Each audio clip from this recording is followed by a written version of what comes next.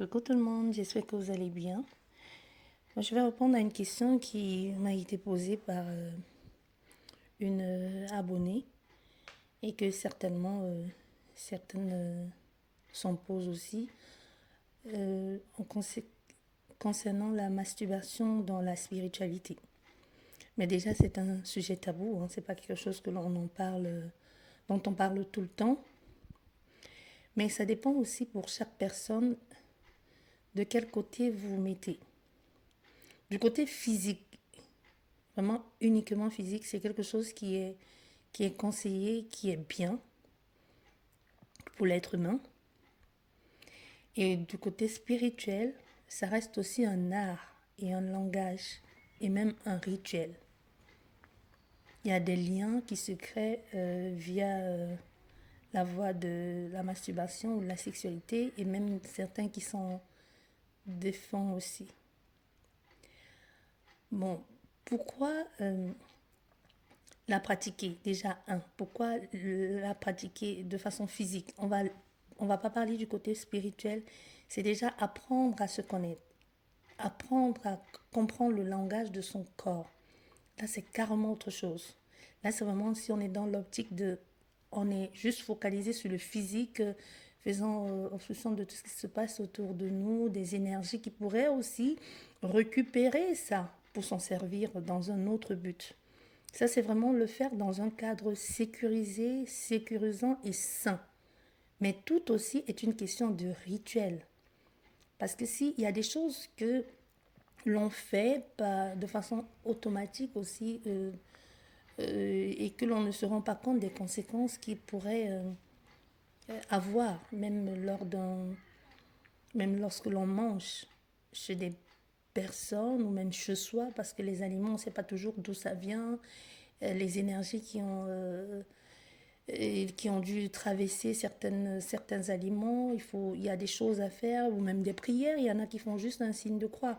Donc c'est pour te dire que tout peut être ritualisé ou pas du tout, ça dépend vraiment si vous êtes dans cette optique de vraiment pouvoir tout ramener à la spiritualité. Vous comprenez ce que je veux dire ici? Donc on peut faire des choses par ignorance, ça va, mais quand on sait ce que l'on fait, et quand on pèse le pour et le contre, et quand on connaît les conséquences, ça c'est tout autre chose. Comme je vous disais déjà tout à l'heure, vous pouvez la pratiquer pour apprendre à vous connaître, évacuer le trop plein d'énergie, bien sûr sans images malsaines, c'est-à-dire sans images pornographiques et tout ça, parce que aussi là, c'est aussi un portail. C'est aussi un portail qui vous pousse à aller ouvrir ce truc et le faire, vous partager encore une fois de plus d'énergie sans vous en rendre compte, sans savoir à qui et comment. Et aussi, dans les cultes aussi, ou lors justement, quand vous pratiquez cet acte, je ne te parle pas de la sexualité que tu fais avec quelqu'un de façon consentie, consentante et entre deux partenaires qui s'aiment et que l'on ne se sent pas obligé de faire quoi que ce soit. Je ne te parle pas de là. Je te parle vraiment du fait de prendre ces images malsaines et de se donner du plaisir. Tu vois, tu invites sans t'en rendre compte certaines énergies à venir se servir ou tout simplement à prendre part aussi à l'acte. Combien d'entre vous n'ont pas déjà fait un rêve où ils se retrouvent en pleine nuit euh, en train en plein acte sexuel et où se lèvent le matin ayant vraiment atteint l'orgasme ou tout simplement et avoir versé ce liquide séminal? C'était pas qu'un rêve. Il y a eu quelque chose qui s'est produit. Il y a eu quelque chose qui s'est passé. Il y a eu quelqu'un que vous avez invité dans votre lit de façon consciente ou inconsciente, ou quelqu'un qui s'est invité. Et cette personne ne peut pas s'inviter sans que vous lui ayez donné l'autorisation ou ouvert un passage ou une porte. Donc la masturbation aussi peut attirer ces genres d'esprit, succube, incube, comme tu veux. Mais là encore, c'est autre chose, tu vois. Parce que si on veut aller là-dedans, c'est une compréhension beaucoup plus profonde et on prendra beaucoup plus de temps beaucoup trop de temps pour pouvoir expliquer du comment et du pourquoi. Il y a les gens qui s'en servent aussi pour réaliser des projets, pour stabiliser aussi des projets ou pour concrétiser des projets. Tu vois? Il y en a qui s'en servent aussi pour justement pour un trop plein, pour évacuer le trop plein d'énergie, pour visualiser, pour gagner des combats.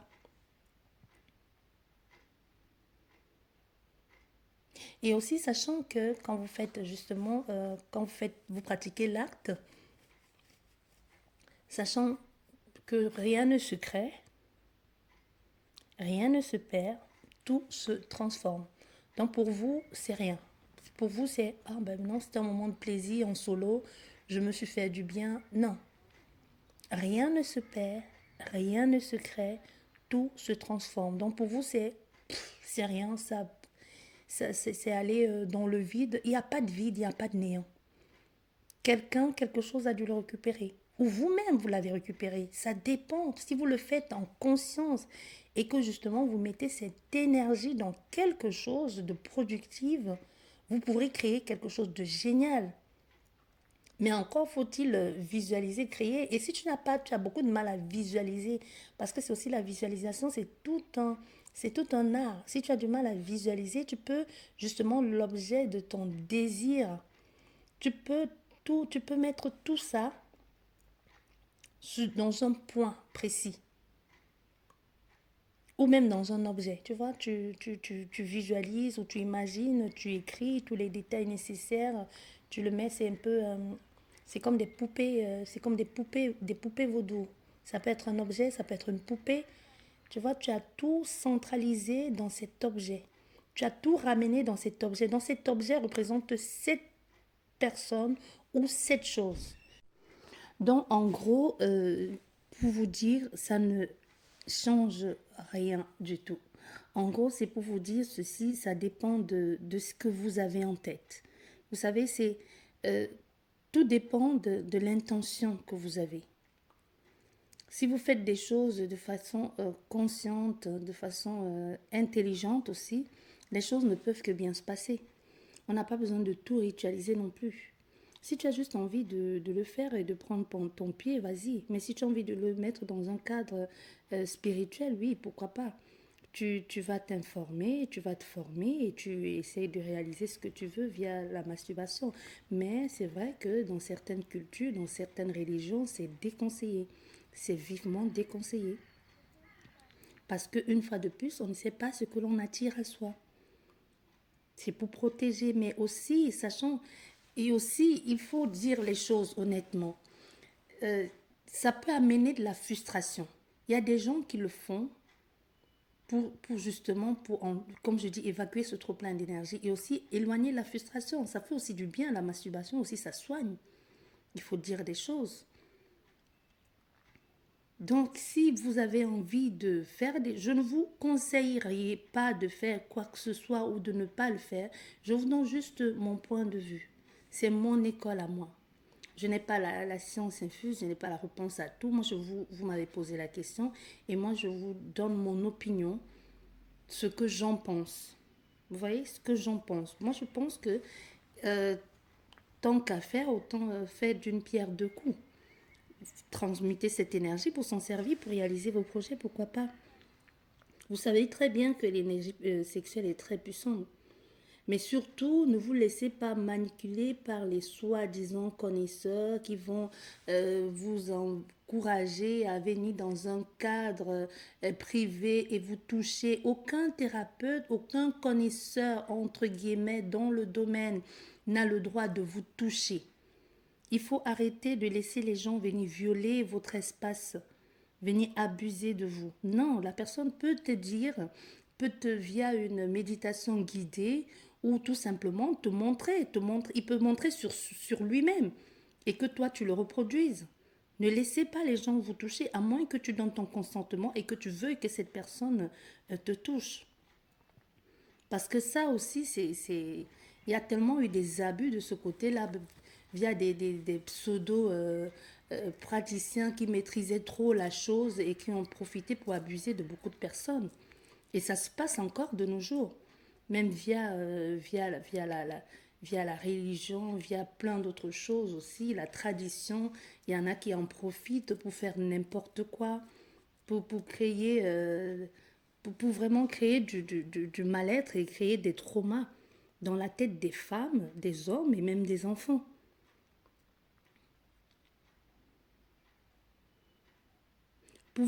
On peut vous aider à apprendre à maîtriser cette énergie. Ça, c'est pas la question. Mais vous, qu'est-ce que vous avez envie de faire? Comment vous sentez la chose? Est-ce que vous sentez être dans un péché quand vous êtes en train de vous masturber? Est-ce que vous sentez blasphémer quelque chose? C'est de vous à vous-même. Hein? Tout n'est qu'une question de conscience, de toi à toi-même. Comment est-ce que tu sens la chose? Est-ce que tu te sens honteux ou honteuse quand tu la pratiques? Est-ce que tu as l'impression ou la sensation d'être épié, d'être observé? C'est là où il faut te poser des questions. Mais si pour toi ça reste juste un acte banal où ok tu te fais plaisir et puis hop là c'est bon c'est fini tu passes à autre chose, ben oui pourquoi pas. Pourquoi pas c'est pas déconseillé. Comme je dis une fois de plus ça dépend de qui ou comment tu le fais. Ça fait partie de la sexualité qui est, comme je le dis, qui est un art, qui est aussi un rituel. Ben, si ça vous intéresse, bien évidemment, on pourrait continuer sur le sujet, tendre le sujet sur la sexualité et voir ce que ça donne dans le monde spirituel. Et comment aussi vous pourrez vous protéger éventuellement de certaines choses, que vous soyez consciente ou pas. Parce que ce n'est pas parce que vous ne le savez pas, que vous êtes naïf, que vous faites des choses naturellement, que la personne qui la pratique avec vous ne sait pas ce qu'elle fait. C'est comme être avec un partenaire qui insiste et exige que vous vous masturbez à sa présence. Ça aussi, c'est un rituel.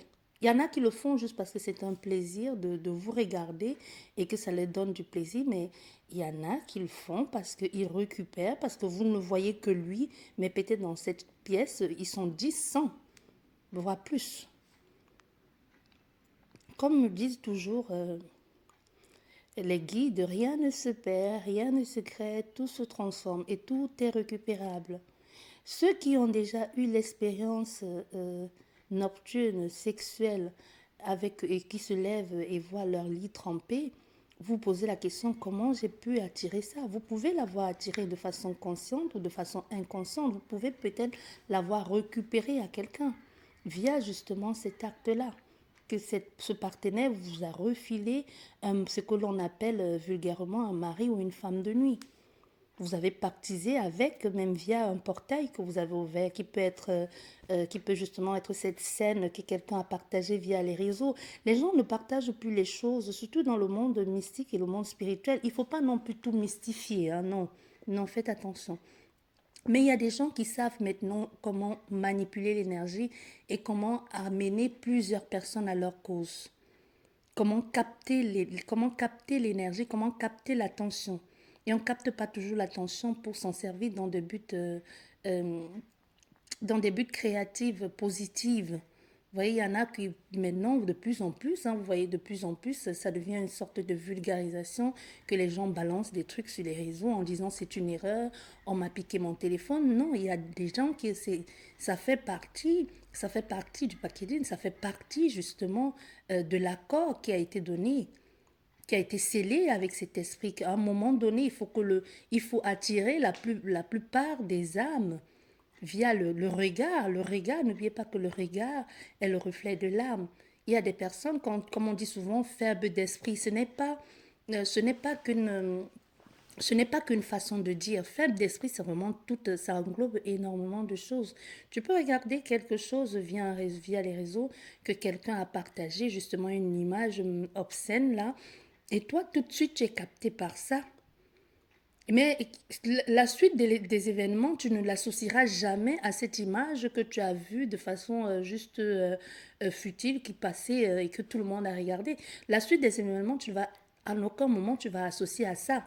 Mais il y en a qui se rendent compte que depuis que j'ai regardé cette image qui passait sur les réseaux, depuis que j'ai regardé ces vidéos, ou depuis que j'ai commencé à m'adonner à ces pratiques, comment on dit ça, euh, pornographiques, il y a des choses qui font que ma vie, tu vois, il y en a qui savent, qui prennent conscience qu'ils ont ouvert un portail et que depuis, les choses ne vont plus bien dans leur vie.